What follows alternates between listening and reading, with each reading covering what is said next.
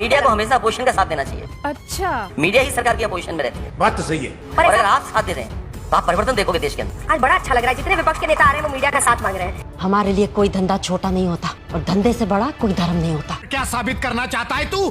क्या साबित करना चाहता है तू? कुछ तो हस्ती में है हमारे, ये आपको यहाँ पर आना पड़ता है। ये बात नहीं कहनी चाहिए आप। नहीं सर, मेरा सिर्फ ये कहना ये है, बात नहीं कहनी चाहिए, क्योंकि अगर मैं जवाब दे दूंगा तो वो खराब लगेगा। भारी मिस्टेक हो गया सर, एकदम ब्लंडर हो गया। तो भाई बात तो बिल्कुल सही है, क्योंकि मीडिया आज के डेट में किस और जा रही है ये खुद मीडिया तक को पता नहीं है। सरकार की चरमंदरा में ये लोग इतना लीन हो चुके हैं कि इस चीज के अलावा इन लोगों को कुछ दिखाई नहीं पड़ती है। क्यों?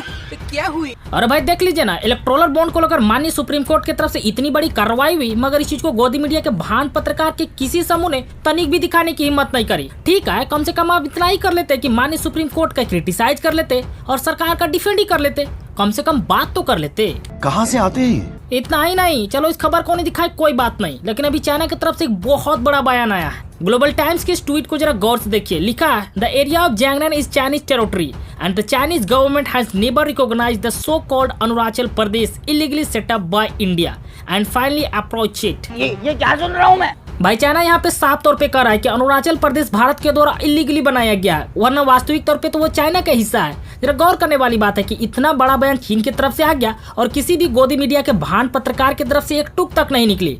इस वजह से तो लोग अब ये भी कयास लगाने लगे हैं कि पता नहीं कल के रोज कोई महानुभाव सामने निकल के आएगा और वो इस चीज के फायदे गिनाने लगेगा कि अगर अरुणाचल प्रदेश चाइना के पास चला जाएगा तो भारत को कितना फायदा होगा। अरे बाबा, टाइम बहुत खराब आ गया। अच्छा, पता है ना, हम मुद्दों के ऊपर बात न करके और लोगों का ध्यान को भटकाने के लिए गोदी मीडिया के भान पत्रकार किस तरह के चीजों के ऊपर कार्यक्रम कर रहे हैं।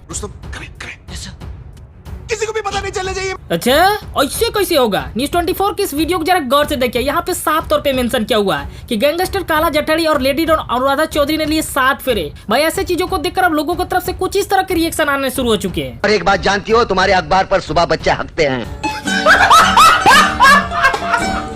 अच्छा, अभी ध्रुव राठी का एक नया वीडियो आया जो सोशल मीडिया में एक अलग ही बवाल मचाया हुआ है। अभी कुछ ही दिन पहले एक वीडियो आया था जिसमें वो डिक्टेटरशिप को लेकर बात किए थे, जिस वजह से जितने भी बीजेपी के जबरा सपोर्टर हैं वो ध्रुव राठी को अब्यूजिंग कर रहे थे।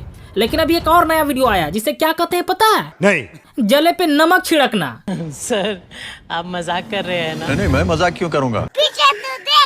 किसान एक बार फिर से सड़कों पर आ गए हैं प्रोटेस्ट करने के लिए और इस बार उनकी सबसे बड़ी डिमांड है MSP, minimum support price, MSP for all crops. बहुत से न्यूज एंकर्स और यूट्यूबर्स का दावा है कि अगर सरकार ने डिमांड पूरी कर दी तो देश की इकोनॉमी तबाह हो जाएगी। यार अगर ये वाकई में सच है तब तो देश के लिए बहुत बड़ी प्रॉब्लम है और सरकार को कभी भी एमएसपी के हित में नहीं जाना चाहिए। लेकिन क्या आपको पता है कि एक समय ऐसा था जब प्रधानमंत्री नरेंद्र मोदी एमएसपी के सबसे बड़े पक्षधर रहे हैं? मैं नहीं मानता। सबर करो, सबूत दिखाया जाए। मिनिमम सपोर्ट प्राइस हर किसान के लिए वो सरदर्द बना हुआ है और सरकार के लिए वो मनमंसूबी करने का एक बहुत बड़ा तरीका बन गया है। एक राज्य में गेहूं का मिनिमम सपोर्ट प्राइस एक होगा, बगल के राज्य में दूसरा होगा। एक जगह पर चावल का एक रेट होगा, दूसरी जगह दूसरा रेट होगा, लेकिन सब जगह खरीदने वाली भारत सरकार।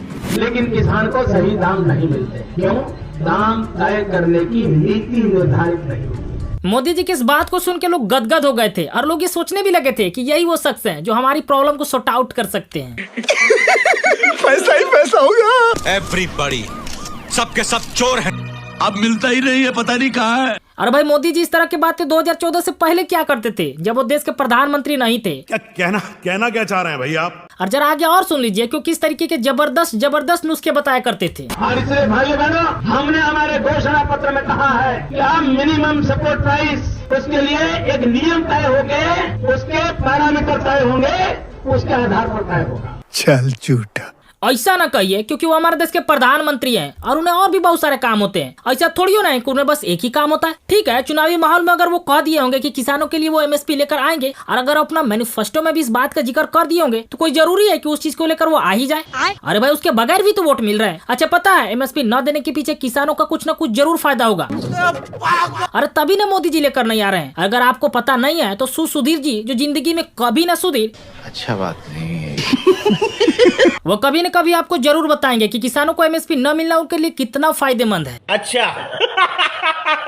खैर इन्हीं सब चीजों को लेकर ध्रुव राठी ने विस्तार से बात करी है, लेकिन गोदी मीडिया के भान पत्रकारों के पेट में गुड़गुड़ होने लगी है। तू समझा? हाँ। नहीं, तू समझा नहीं। वैसे तो ये लोगों के निजी राय जिन पर हमारी कोई समर्थन नहीं होती है, लेकिन आप इन सब चीजों को लेकर क्या सोचते हैं आप अपनी राय कमेंट बॉक्स में जरूर दें।